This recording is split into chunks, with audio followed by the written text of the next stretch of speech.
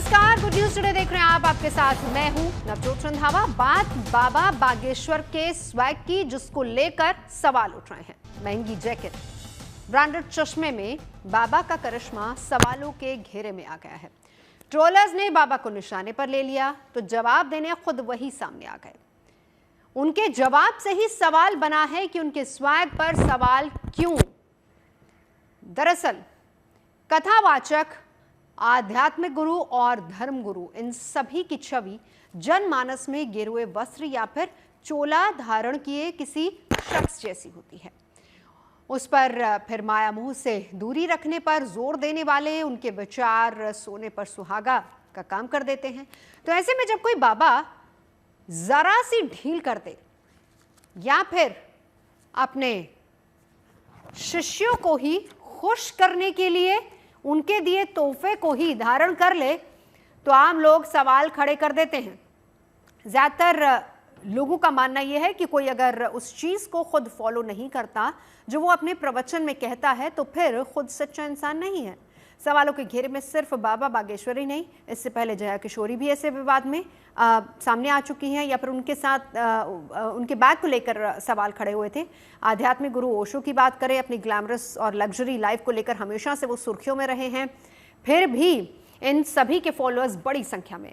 बहरहाल बाबा ने ट्रोलर्स को जो जवाब दिया वो काफ़ी है, लेकिन सवाल तो बनता है कि अगर आध्यात्मिक तौर पर वो सही हैं तो फिर भला ये सवाल क्यों। हमारे साथ मौजूद मेहमानों से हम चर्चा करेंगे इसी मुद्दे को लेकर, लेकिन उससे पहले पूरी रिपोर्ट आपको दिखाते हैं।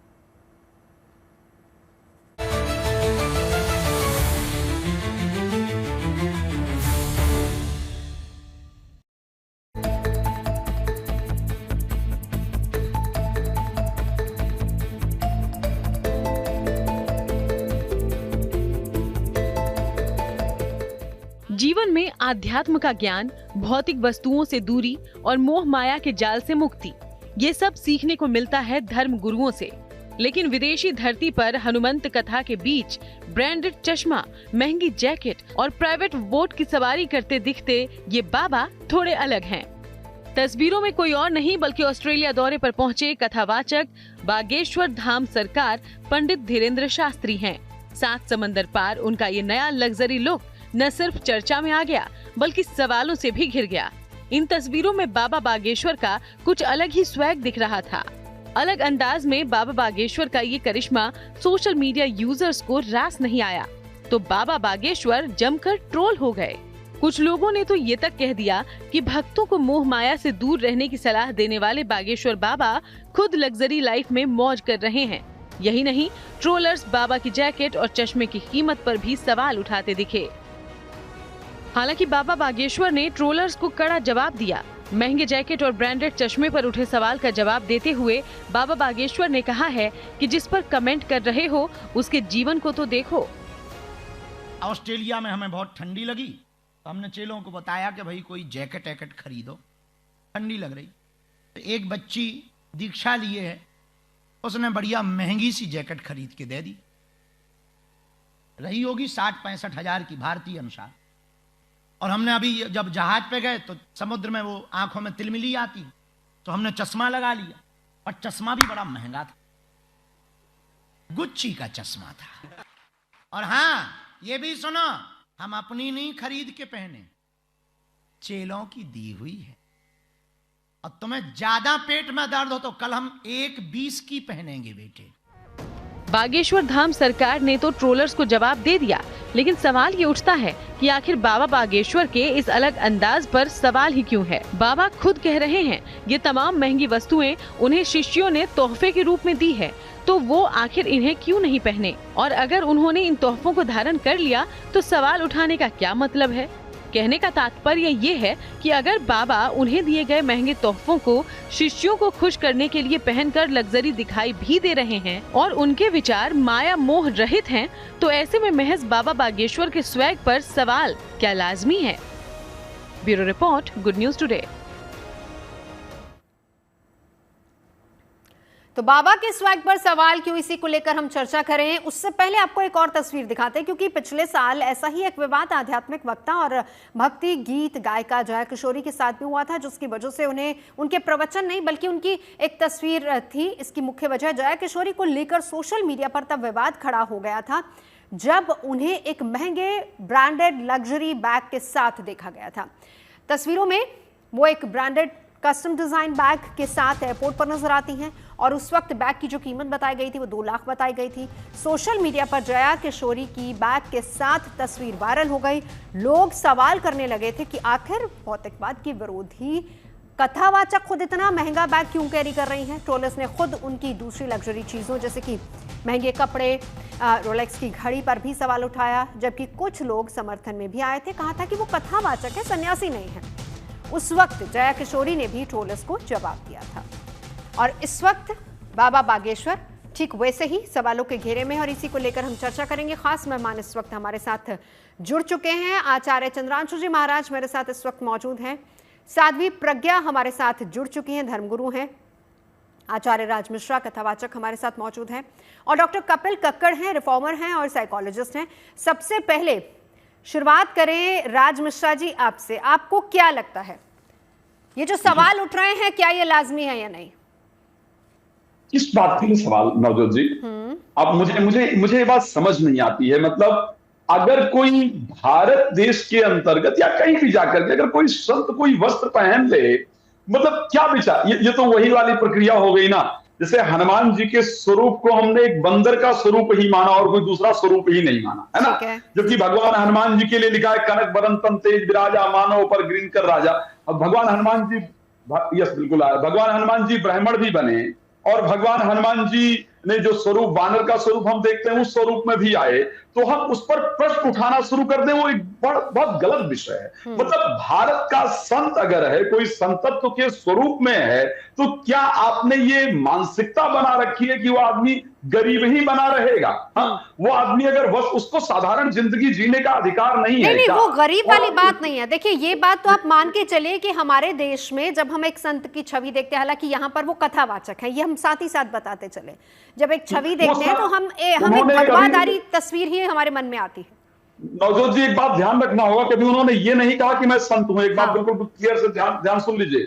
बाबा बागेश्वर ने किसी भी मंच से खुद ये नहीं कहा कि मैं संत हूं। लेकिन ये मुझे, जब मैं इस पर ट्रोलर को देखता हूं तो मुझे लगता है कितना दुर्भाग्यपूर्ण है भारतवर्ष के लिए कि अगर यही चीज कोई राजनेता जो साधारण सा एक कार्य कर रहा है, जिसकी शायद सैलरी एक बड़ी साधारण सी होगी और 5 साल में साधारण विधायक बन जाता है, ग्राम प्रधान बन जाता है, तो 4 स्कॉर्पियो उसके पास आ जाती है। नहीं, वो तो खैर मुद्दा ही अलग हो जाता है ना, मुद्दा अलग हो जाता है। चलिए राज जी, लौट के एक बार साध्वी प्रज्ञा, क्या विचार है इस पर आपके, आपका व्यू क्या है इसको लेकर? देखिए नवजोत जी, समय बदलता है, समय के साथ परिस्थितियां भी बदलती हैं। सबसे पहले आप ये देखिए कि संत एजुकेटेड हो सकता है, हाँ। संत पढ़ा लिखा हो सकता है, संत की अपनी कुछ पर्सनल चॉइसेस हो सकती हैं, जैसे किसी की भी हो सकती है, एक डॉक्टर की, एक जर्नलिस्ट की। अब देखिए, आज से अगर 20 वर्ष पूर्व की मैं बात करूं नवजोत जी, तो पत्रकारों की एक छवि क्या आती थी मन में? कुर्ता पजामा पहना है, झोला टांगा हुआ है, कोई फीमेल है तो खादी की साड़ी पहनी है, सिंपल सी चप्पल पहनी है। बट अगर आप जर्नलिस्ट को देखिए, like yourself, you look so presentable and that is nice, I appreciate the way you look, so I guess people must appreciate the way I look. आप समझ रहे हैं, ये पर्सनल चॉइस है। इसमें हम ये नहीं कह सकते कि सामने वाले ने महंगा पहना है या सस्ता पहना है। हमें ये देखना चाहिए कि उसके कार्य क्या है। A saint who has sacrificed his entire life for the society, what he is contributing. Navjot ji, आज से 20 वर्ष पूर्व जब मैंने ये आध्यात्मिक यात्रा को ज्वाइन किया था, when I embarked this spiritual journey, आप जानते हैं कोई भी फीमेल इस लेवल की, इस आध्यात्मिक यात्रा में मुझे नहीं मिली। That was a challenge for me, hailing from a affluent background, did double MBA, और उसके बाद अगर मान लीजिए मेरा एक सर्टन लाइफस्टाइल है, I like to be health hygienic, I like to be well presentable, इसमें कोई हार्म नहीं है। ये देखना चाहिए कि हम समाज में कंट्रीब्यूट क्या कर रहे हैं। बिल्कुल, उनका जवाब भी वही था। मैं लौटती हूँ आपके पास साध्वी प्रज्ञा, एक बार डॉक्टर कक्कड़ को भी इंक्लूड कर लेते हैं। डॉक्टर कक्कड़, आप क्या समझते हैं इसमें? देखिए, सबसे पहले ये तो संत तो खैर है नहीं है, हाँ। आदमी, तो मैं इसको तो आदमी बोल रहा हूँ, बड़ी रिस्पेक्टफुली बोल रहा हूँ, क्योंकि पर मैं उस पर आऊंगा। दूसरी बात, जो कथावाचक है अगर कथावाचक भी है और ये बड़ी बड़ी बातें करते हैं, so he should walk the talk. जो आप बड़ी बड़ी बातें लोगों को बताते हैं, आई एम श्योर नॉनवेज नहीं खाते होंगे, क्योंकि ये चाहे कथावाचक है और ये संत नहीं भी है, तो ये नॉनवेज क्यों नहीं? अब ये कल को ये तो नहीं कह सकते भाई मैं नॉनवेज खाना शुरू कर दूंगा क्योंकि इट इज माय चॉइस। भाई जब आप धर्म के साथ जुड़े हुए हैं, जिस धर्म के साथ, उसके अंदर कुछ बहुत क्लियर डूज एंड डोंट्स है जिसको हर आदमी रिस्पेक्ट करता है। तो यही चीज आप समय के साथ, ये थोड़ी ना कि आप समय के साथ हर, अब देखो इनको गुच्ची का नाम मालूम है, इनको हर एक चीज मालूम है, तो ये तो बेसिकली अपने, अब ये आपने जया किशोरी की भी बात करी, लास्ट ईयर जया किशोरी अपने आप को पहले डॉक्टर कक्कड़ अपनी बात रख ले। राज जी, प्रज्ञा जी रुकिए, एक एक करके हम बात करेंगे। डॉक्टर कक्कड़ को अपनी बात रखने दीजिए, चंद्रांशु जी भी हमारे साथ है, उनके पास भी जाऊंगी। पहले डॉक्टर कक्कड़ अपनी बात रखिए। Thank you. तो वो आपकी Pragya Bharti, I think that is her name, जो नहीं sorry I mean Jaya Kishori, वो भी अपने आप को 4-5 साल तक संत प्रवचन कथावाचक एंड स्पेशल, एंड एकदम से there is a turn around and she says कि मैं तो मोटिवेशनल गुरु हूं, मैं तो कभी कथावाचक थी नहीं। और अगेन तो कहने का मतलब है, ये इस तरह के जो लोग होते हैं, ये लोग समय के साथ, क्योंकि इनकी अपनी सेल्फिश नीड्स होती है। देखिए संत एक बहुत ऊपर की चीज है।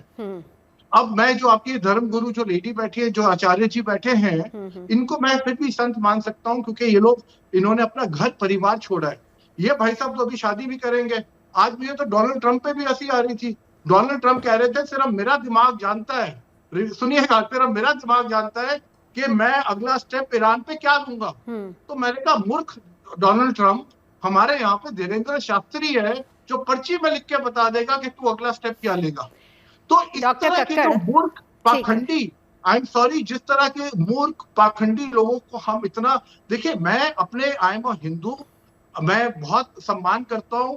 अब ये राज मिश्रा जी आचार्य हैं, right, he has done masters, ये कुछ पढ़े लिखे होंगे, ये स्पिरिचुअल जर्नी जो भी ये करते हैं, पर वो भी तो कथावाचक है ना, उनके फॉलोअर्स देखिए कितने हैं। और अगर उनके किसी फॉलोअर ने ही उनको चीज, अब फर्ज कीजिए, देखिए उन्होंने जवाब ये दिया। डॉक्टर कक्कड़ सुनिए, एक मिनट सुनिए सर, एक मिनट, एक पॉइंट सुनिए, एक पॉइंट सुनिए सर, एक पॉइंट सुनिए। वो ऑस्ट्रेलिया जाते हैं, सर्दी लगती है, कोई उनका अगर उनका फॉलोअर कोई इनको जैकेट दे देता है, तो कोई रम दे देगा, जिन ले लेगा, उससे भी सर्दी कम हो जाती है।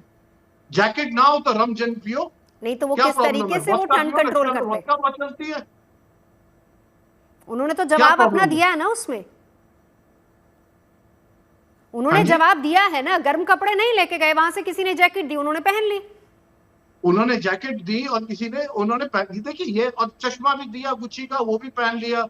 तो इसका मतलब ये है कि किसी भी कथावाचक को इस तरह की चीजें, ब्रांडेड चीजें पहनने का हक नहीं है। वो केवल एक भगवाधारी ही नजर आए तभी उस पर भरोसा किया जा सकता है। मैसेज क्या दे रहे हैं आप, सोसाइटी को मैसेज क्या दे रहे हैं? पर सर ऐसे बहुत सारे कथावाचक हैं, और बहुत सारे स्पिरिचुअल गुरु को तो चलिए हम अलग कर देते हैं, लेकिन कथावाचक बहुत सारे ऐसे हैं, काउंसलर्स हैं बहुत सारे। That's the unfortunate part today. That's the most unfortunate part.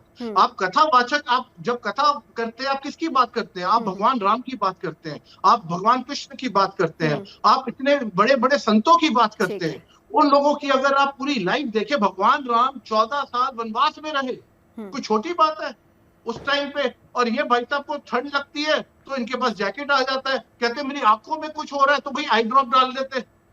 मतलब ठीक है डॉक्टर कक्कड़, चलिए मैं लौटती हूँ। मैं चंद्रांशु जी महाराज मुस्कुरा रहे हैं आपकी बात पे, जरा उनको इंक्लूड कर लेती हूँ। चंद्रांशु जी महाराज रखिए अपनी बात इस पर। नवजोत जी, बहुत अच्छा लग रहा है, आज का डिबेट बहुत अच्छे विषय पर आप लोगों ने रखा है।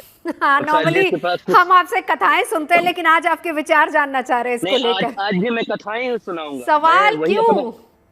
मैं अपना ही काम करूंगा, बिल्कुल। अभी डॉक्टर साहब को सुन रहा था। देखिए, तस्मात् शास्त्रम प्रमाणन्ते, किसी चीज को अगर स्पष्ट करना है तो शास्त्री हमारे यहाँ प्रमाण के रूप में है। वस्त्र का भी बिल्कुल अपने आप में महत्व है। विद्या वपुषा पाचा वस्त्रेण विभवेन च पंचमकार संपन्नो सर्वत्र पूजिते बुधा। अगर यूनिफॉर्म पहन करके अगर पुलिस वाला खाए, अगर उसने अपना नहीं पहना हुआ है तो कौन समझेगा पुलिस वाला है? हमारे यहाँ मिलिट्री वाले पहनते हैं। अभी साध्वी जी सामने है, उन्होंने अपने वस्त्र को पहन के रखा, मैंने भी पहन के रखा हुआ है।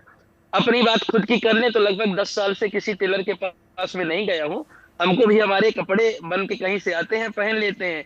तो लोग देते हैं, इस बात को कोई उसमें संदेह नहीं है। परंतु हाँ, इतनी बात जरूर है कि डॉक्टर साहब मनोवैज्ञानिक उनके सामने लिख करके आ रहा है, इसको हम अनाधिकार चेष्टा में लेते हैं, ताकि क्योंकि इसके विषय की ये जानकार नहीं है। इनको जानकारी अगर होगी तो इनको फिर पता बताना पड़ेगा कि संत का मतलब होता है, संत मतलब होता है साधनों की परिकार्याणी, जो परोपकार के लिए जीवन जीता है, वो संत है। हमारे यहाँ संत का जो लक्षण लिखा है, हाँ। वो लिखा तितिक्षवा कारुणिका सुहृदा सर्वदेही नाम अजात शत्रवा शांतवा साधवा साधुभूषणा। जो तितिक्षावान है, जो करुणामय है, जो सर्व हृदय सभी का कल्याण करना चाहता है, जिसका कोई मित्र शत्रु नहीं है, वो साधु है। ये लक्षण दिया हुआ है। अभी मैं डॉक्टर साहब से पूछूं, अगर हिंदू हैं और हिंदू धर्म को अच्छे से जानते हैं, तो इनको एक बात समझना पड़ेगा कि हनुमान जी को और जामवंत जी को गोस्वामी तुलसीदास जी ने संत के रूप में लिखा है। किया केव कुवेश साधु सन्मानु जिम जग जामवंत हनुमानु। उन्होंने कोई लाल पीला कपड़ा पहन करके नहीं रखा हनुमान जी ने, और ना ही जामवंत जी ने, और ये साधु की श्रेणी में आए। जबकि कालनेमी ने और राहु ने बनावटी साधु देवता का वेश बना लिया, एक संत का कालनेम वेश बना लिया, पर वो राक्षस ही रहा, वो कभी साधु नहीं बन पाया। तो वस्त्रों से संत का सर्टिफिकेट देना कहना ये गलत बात है। ठीक है। दूसरी बात, हाँ। अगर दूसरी बात, हाँ। ये धीरेन्द्र शास्त्री जी का वस्त्रों का अमर्यादित तब कहते हैं कि अभी जीन्स पैंट पहन करके फिर अगर वो अपनी अगर स्टाइल बदल करके चोटी कटवा करके ऐसे किसी वेश पर आ जाते तो कोई उन पर टिप्पणी होती, समझ में आता। परंतु अगर आप नवजोत जी हम पर प्रसन्न हो जाए और हमको गुच्ची का चश्मा दे दें या हमको कोई महंगी सी जैकेट दे दे, फिर हमसे समाज पूछे कि आप 65,000 का क्यों पहन लिया, आपको 500 रुपए देते तो ही पहनते। हाँ। ये बहुत हास्यास्पद बात है। उन्होंने कोई अमर्यादित काम उनका कोई दिखता जो समाज में गलत चला जाए। अभी जींस पैंट पहन के ये नहीं होना चाहिए। ठीक है डॉक्टर कक्कड़, आप बताइए। नहीं जी, मुझे तो देखिए, मुझे तो लग रहा है ये जो अभी हमारे कथावाचक साहब ने बड़ी अच्छी बात बोली, मुझे तो लग रहा है आगे और 20 साल में तो हम इनको जीन्स और टी शर्ट्स में ही देखेंगे। मुझे तो लग रहा है हम इन सब जितने कथावाचक आगे जाके होंगे, ये आपके अल्फा मेल की तरह हो जाएंगे। और क्योंकि सवाल ये है कि जो डॉक्टर कक्कड़ देखिए, दो चीजें हैं, हम यहाँ पर इस चीज को भी समझें कि कथावाचक और संत दोनों की परिभाषाएं अलग अलग हैं। हमें कथावाचक को क्या संत कहना सही है, हमारे साथ 3 खास मेहमान हैं, मैं उनसे पूछूंगी। लेकिन मेरे ख्याल से आपने खुद कहा कि आप एक हिंदू हैं, आप इसको बहुत अच्छे तरीके से समझते हैं, जानते हैं। मैं इनको ये भी बता दूं कि मैंने भगवत गीता पे एक किताब लिखी थी 22 साल पहले, जो कि 10 भाषाओं में अवेलेबल है। तो मराठी, गुजराती हर भाषा में अवेलेबल है। तो मुझे स्पिरिचुअली भी मुझे बहुत मालूम है। मैं इसीलिए सर आपसे पूछ रही हूँ ना, बट सवाल डिफरेंस संत और कथावाचक। हाँ, सवाल ये है, हम सिर्फ कथावाचक की बात करते हैं, संत की नहीं करते, क्योंकि कथावाचक है। कथावाचक जो बातें करते हैं, राइट, जो बातें करते हैं, उनको अपनी बातों, अपनी जिंदगी में भी तो उनको उस चीज का वो करना चाहिए, इम्प्लीमेंट। ऐसा थोड़ी ना कि आपने सिर्फ बातें बड़ी बड़ी कर दी, आपने लोगों को कह दिया अभी कोपिंग का मैकेनिज्म है, गरीब हो तो क्या हो गया, अरे फलाना वो भगवान जी भी ये थे, उन्होंने भी ये सैक्रिफाइस करे। अब लक्ष्मण जी का आप देख लीजिए, रामायण में कितना बड़ा रोल है। उनको क्या जाने की जरूरत थी रामचंद्र जी के साथ? उन्होंने कहां उनके साथ नहीं भटके। सबसे पहले खाना रामचंद्र जी और सीता जी बनाते थे, लक्ष्मण जी। तो कहने का मतलब है, हमारे अगर आप इतने बड़े बड़े लोगों की, अगर आप कथावाचक है, राइट, कथावाचक है, आप कथाएं कर रहे हैं, इतने महापुरुषों की, भगवान की कथाएं कर रहे हैं, और आप साथ में इसको ऐसे कर रहे हैं कि भाई ये मेरी जिंदगी है, टाइम के साथ मुझे बदलना है। तो टाइम के साथ नहीं, उन्होंने ये नहीं कहा डॉक्टर कक्कड़, उन्होंने कहा कि मेरे जो फॉलोअर्स हैं उन्होंने दिया है। देखिए, मैं आपको बता दूं, जो आदमी फरेब से आगे निकला है, पर्ची वर्ची का कोई खेल नहीं होता, ये सब जानते हैं। वो आदमी उसको जैकेट खुद भी लेगा या किसी को बोलेगा, कोई मना थोड़ी ना करेगा। इनके पास जो गाड़ियां होती है, देखिए इनके पास तो एक बहुत सेफ गार्ड है कि भाई हमारे भक्त ने दिया, तभी तो मैंने आपको कहा, कल को भक्त इनको कोई विस्की दे देगा। चलिए डॉक्टर कक्कड़, मैं लौटती हूँ आपके पास। अब आपने तमाम बातें बोली, हाँ, एक एक करके चंद्रांशु जी महाराज, उससे पहले राज मिश्रा जी हाथ खड़ा कर चुके हैं, प्रज्ञा जी, फिर मैं आप तीनों का एक जवाब इस पर। पहले राज मिश्रा जी। मुझे बड़ा दुख लग रहा है कपिल कक्कड़ साहब को आज सुन करके, जो बातें कही जा रही, कथावाचक और संत में क्या डिफरेंस है? हाँ, उसको परिभाषित भी करते चले साथ साथ। हाँ, कथावाचक का स्वरूप क्या हो सकता है? नवजोत जी, कथावाचक राजा हो सकता है, आपको पता है? भगवान राम पता है आप लोगों को? भगवान राम कथावाचक हैं। श्री रामचरितमानस में गोस्वामी तुलसीदास जी कही, कथा सुहाई माधव बुझाई तजऊ त्यातिया रूपा। पैदा होते ही भगवान राम ने कथा की है, और कथावाचक और भगवान राम बाद में राजा बने, तो क्या कथावाचक राजा नहीं हो सकता है? ये पीड़ा है आपको कि अगर ठंडी लग गई और उस व्यक्ति ने जैकेट पहन लिया, आपको उसकी वाणी से लेना देना है या उसके शरीर से लेना देना है? पहले ये क्लियर कीजिए कि आपको उस व्यक्ति की वाणी अच्छी होनी चाहिए या उस व्यक्ति का शरीर अच्छा होना चाहिए। हनुमान जी से सुन लीजिए, सुनिए, पहले सुन लीजिए। और वो व्यक्ति ठंड में मरे, आपको फर्क नहीं पड़ता है, लेकिन एक संत ने चोला क्यों, एक संत ने जैकेट क्यों पहन लिया? अरे कक्कड़ साहब, वस्त्रों से पहचानना बंद करो। अगर सनातन को, सुन लीजिए, सनातन को वस्त्र से मत भापिए, वस्त्र से मत पहचानिए। सनातन को पहचानना है तो शब्दों से पहचानने का प्रयास कीजिए, सनातन को पहचानना है तो आचरण से पहचानने का प्रयास कीजिए। आप जैसे लोग वास्तविकता में ये नहीं चाहते हैं कि कम से कम सनातन का कोई व्यक्ति आगे निकल कर गया है। चलिए, हाँ हाँ ठीक है, एक बार राजीव वो भी जवाब रख रहे हैं, दोनों का जवाब लेते चलते हैं ना साथ साथ। राजीव एक मिनट, हाँ डॉक्टर कक्कड़ अपनी बात रखिए संक्षेप में। राजीव मैं लौटती हूँ, राजी आपके पास आती हूँ। मैं कह रहा हूँ अगर कथावाचक कोई भी हो सकता है, अगर मैं भी हो सकता हूँ, तो फिर उनको वो पर्टिकुलर सेंटली ड्रेस पहनने की क्या जरूरत है?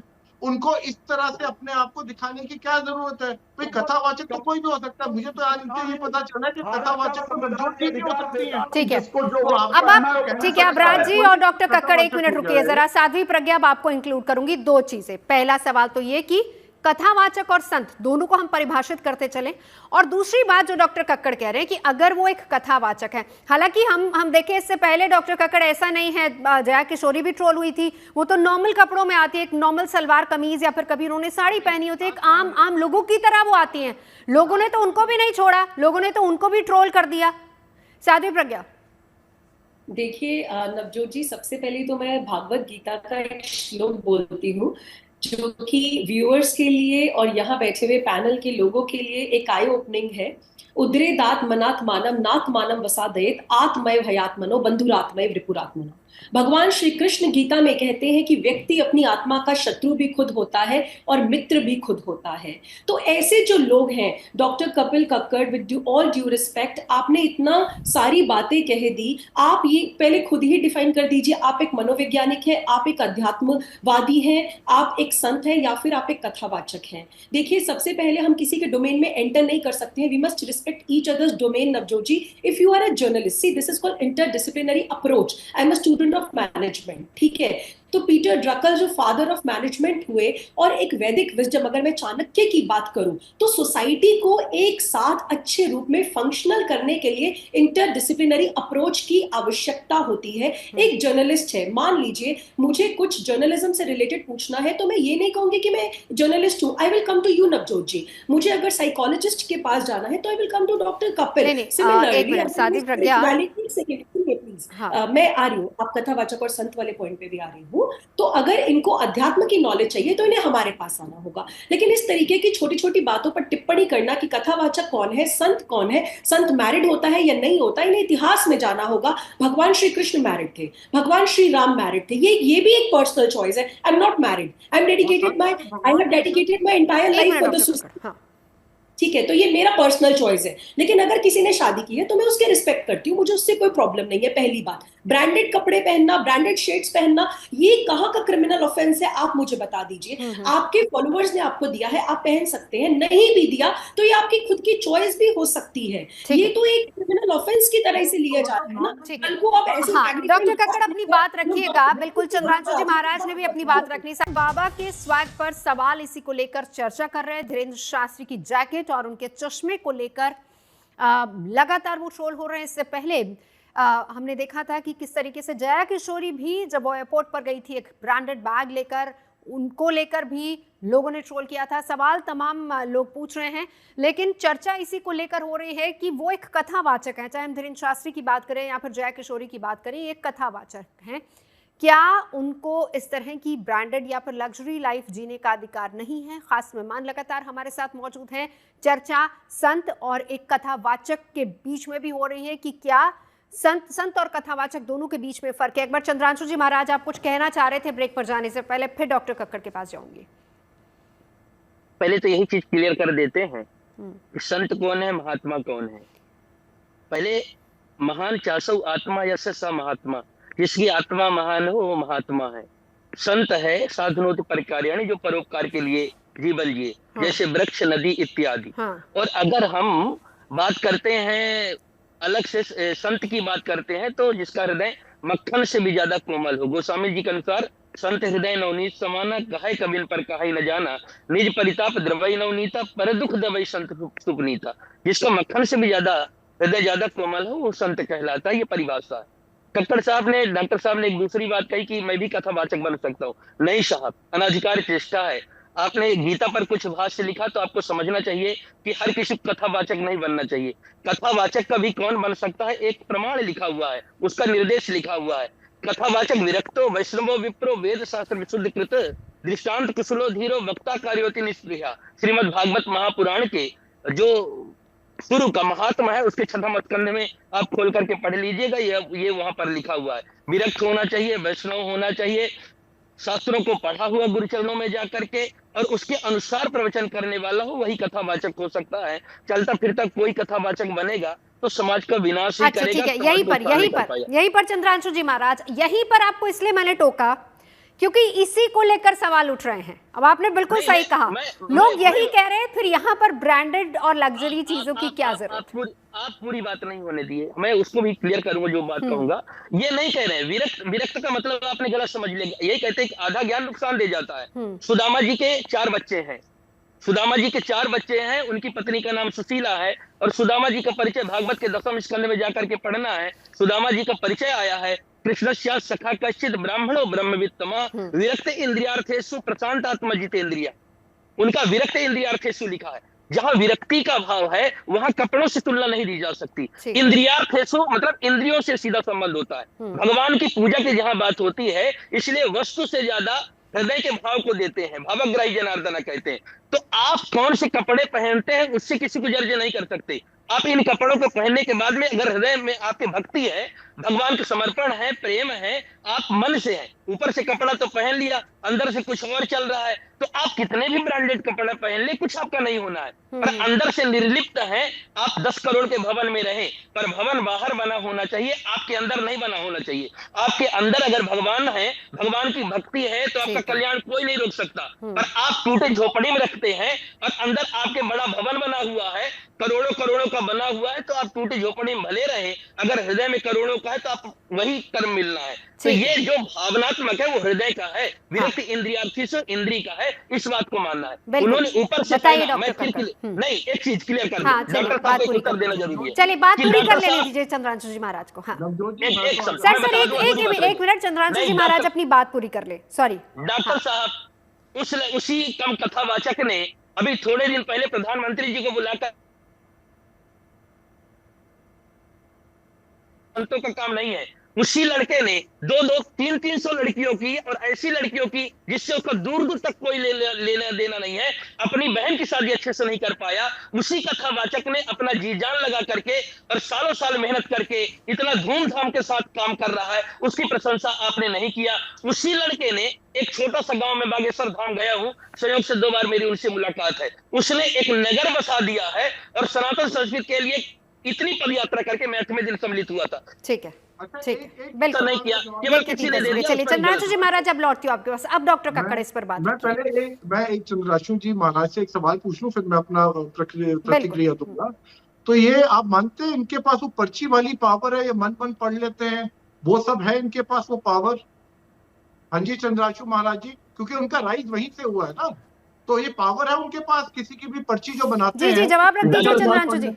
डॉक्टर साहब, आपसे बात करके बड़ी प्रसन्नता हो रही है। अगर आप इस बात को अपने सनातन हिंदू धर्म को जानते हैं तो आप अपने वेद पुराणों को भी जानते होंगे और इस बात को आप मानते होंगे कि यहाँ पर बैठा हुआ भारत का ऋषि आज बागेश्वर धाम तो केवल पर्चा बना रहे हैं, पर आपके देश का एक एक ऋषि भूगोल खगोल का वर्णन करके लिखा हुआ है। सूर्य की स्थिति कितनी दूर पर है, ग्रहों की स्थिति कितनी दूर पर है। तो अगर उस साधना को डॉक्टर साहब, अगर उस साधना को लेकर के कोई पर्ची बना देता है, पॉलिटिशियन जैसी बात कर रहे हैं आप, ये बताइए। मैं बिल्कुल नहीं, वो बात रख रहे हैं ना डॉक्टर साहब, वो बात रख रहे हैं कि उनके पास वो साधना है, वो पावर है। हमारे यहाँ तंत्र मंत्र की साधना पहले से है। हाँ। बड़े ऋषियों मंत्र दृष्टा मंत्र के दृष्टा होते हैं।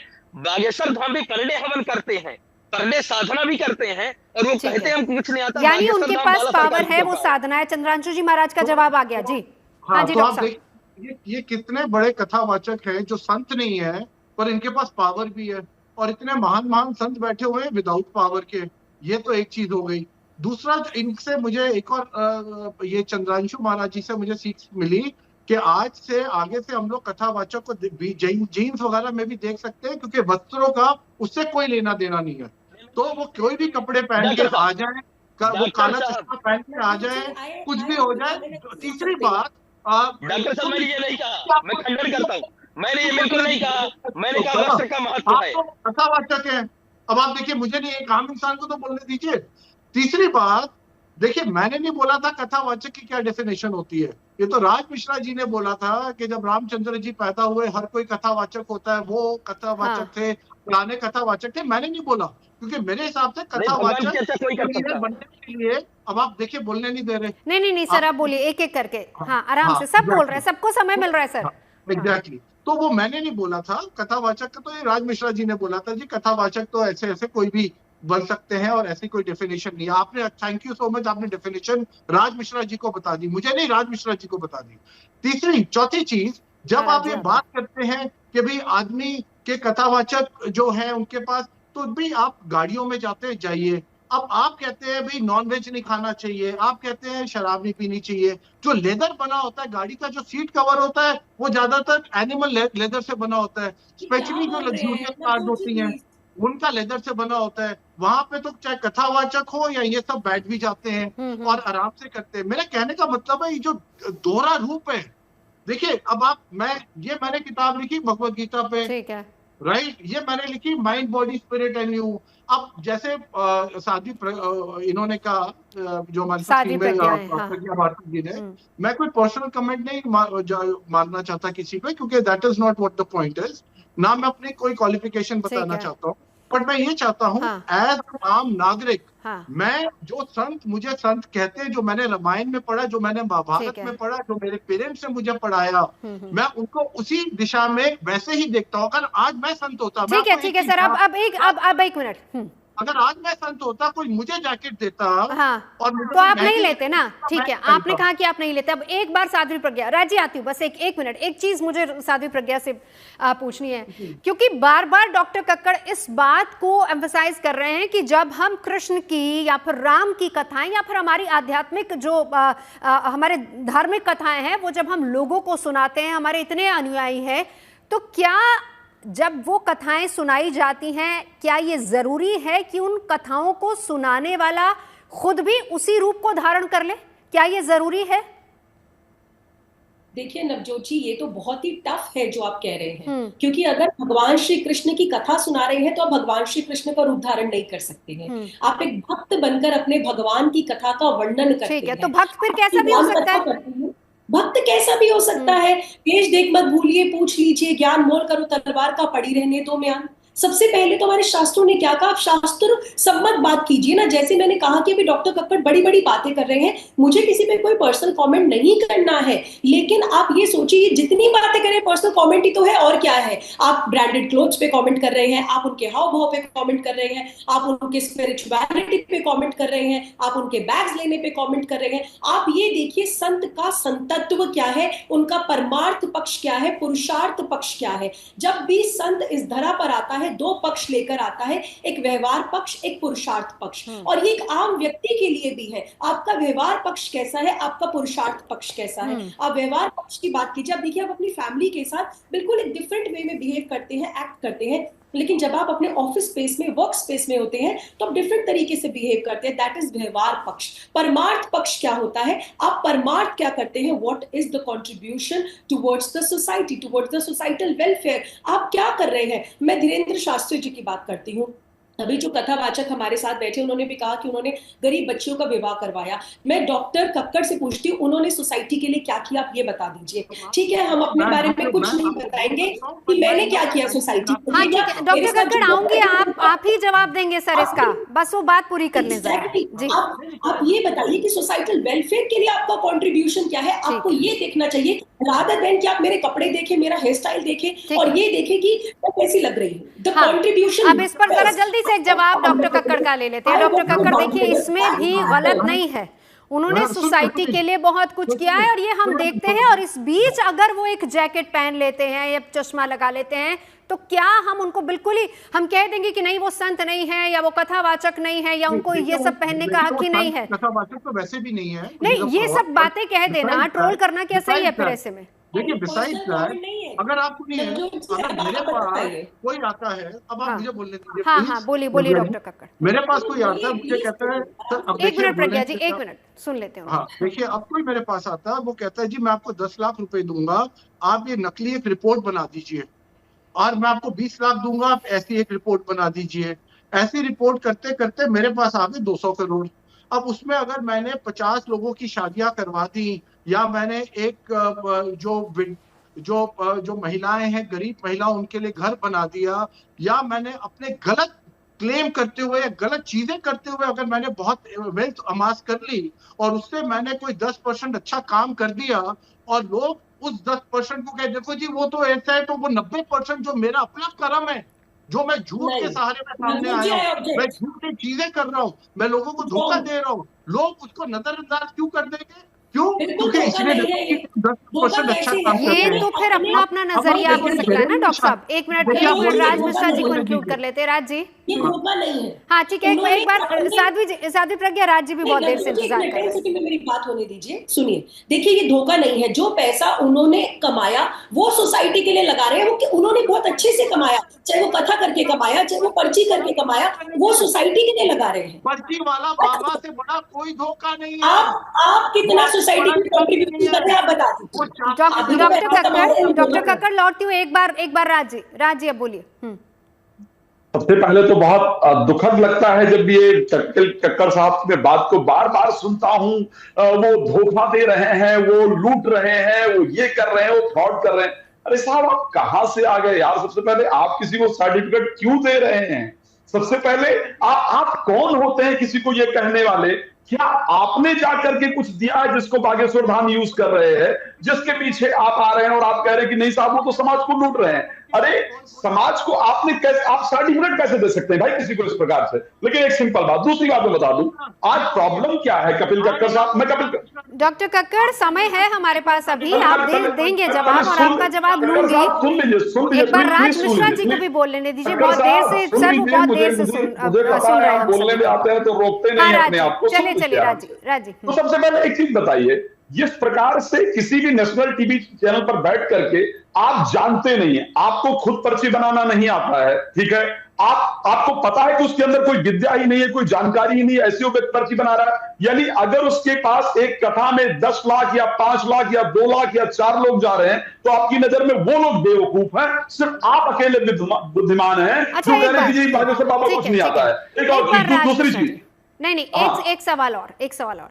देखिए, हमने ऐसे बहुत सारे कथावाचक हमारे देश में हैं। हम श्री रविशंकर की बात कर ले, सदगुरु की बात कर ले, इससे पहले रजनीश को भी हमने देखा उनको कि बड़े बड़े संत हैं ये, जिनके बहुत सारे अनुयायी हैं, जो कि महंगे महंगे गिफ्ट्स भी देते हैं, तोहफे भी देते हैं। लेकिन इस बार बाबा बागेश्वर को लेकर या फिर जया किशोरी को लेकर ही सवाल क्यों उठ रहे हैं?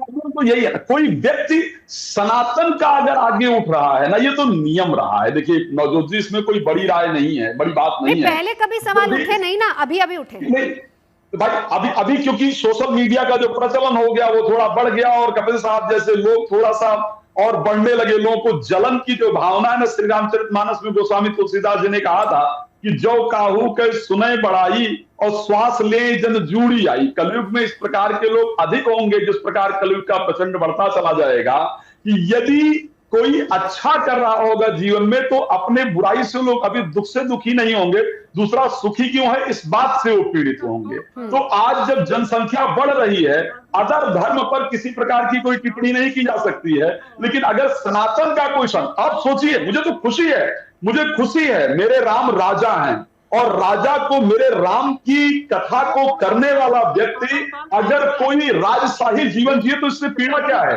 मेरे कृष्ण राजा हैं, और अगर राजा के कथा को करने वाला कोई व्यक्ति राजा जैसा जीवन जिए तो आपको पीड़ा किस बात की है? प्रॉब्लम ये है,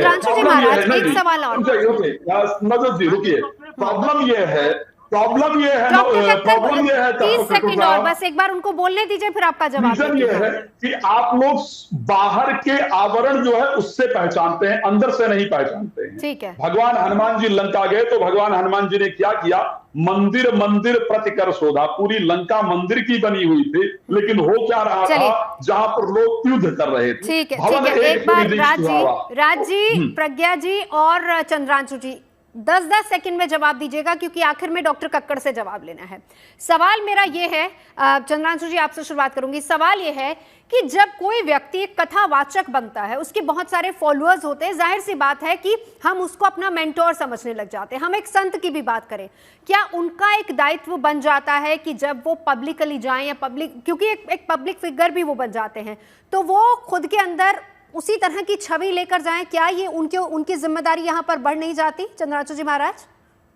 भगवान भी भक्त की दी हुई वस्तु को ग्रहण करते हैं, ऐसी भावना रहती है। उनका कर्तव्य है, किसी भक्त ने उनको प्रेम से कुछ भी समर्पित किया, उनको स्वीकार करना उनके दायित्व में, धर्म में आता है, करना चाहिए, कोई बुराई नहीं है उसमें। दूसरी बात, डॉक्टर साहब के लिए एक जवाब मेरा है, क्या कोई भी देश का संत या कोई कथावाचक क्या देश के संविधान से, कानून से ऊपर है? अगर धीरेन्द्र शास्त्री लूट रहे हैं या कोई कुछ भी कर रहे हैं, तो क्या संविधान पहले भी दंड नहीं मिला, उनको मिलेगा इस चीज को। और हाँ, दूसरी बात, इनको एक चीज और, ये यहाँ पर इनको किसी ने अधिकार नहीं दिया कि कौन संत है क्या करे, इनको। ठीक है चंद्रांशु जी, मेरे सवाल का जवाब मिल गया मुझे। साध्वी प्रज्ञा, इस पर क्या कहेंगे आप? क्या दायित्व बढ़ जाता है, क्योंकि आप खुद भी एक संत हैं? देखिए, बिल्कुल दायित्व बढ़ जाता है। We have honours on our shoulders and we are accountable to the people. मैं ये मानती हूँ, जिन लोगों के लिए मैं कार्य कर रही हूँ, मैं उनको जवाबदेही रखती हूँ, लेकिन एट द सेम टाइम मैं ये भी चाहती हूँ कि मुझे सामने वाला जज ना करे, वो ये देखे कि मैं क्या काम कर रही हूँ। राज मिश्रा जी, देखिए, उत्तर निश्चित रूप से आप पब्लिक उसमें काम कर रहे हैं और भगवान की कथा को रिप्रेजेंट कर रहे हैं, तो आपका उत्तरदायित्व, आपकी रिस्पॉन्सिबिलिटी बढ़ती है, जिम्मेदारी होती है। लेकिन क्या कोई ऐसा कार्य किया गया जिसमें समाज में दूषण, किसी प्रकार समाज को दूषित करने वाला काम तो नहीं कर रहे ना? डॉक्टर कक्कड़, अगर कोई इंसान समाज सेवा कर रहा है, कथावाचक है, तो क्या उससे जीने का हक नहीं है? क्या हम उस पर सवाल उठा सकते हैं? क्या हमें इतनी आजादी मिल गई कि हम किसी पर सवाल उठाएं?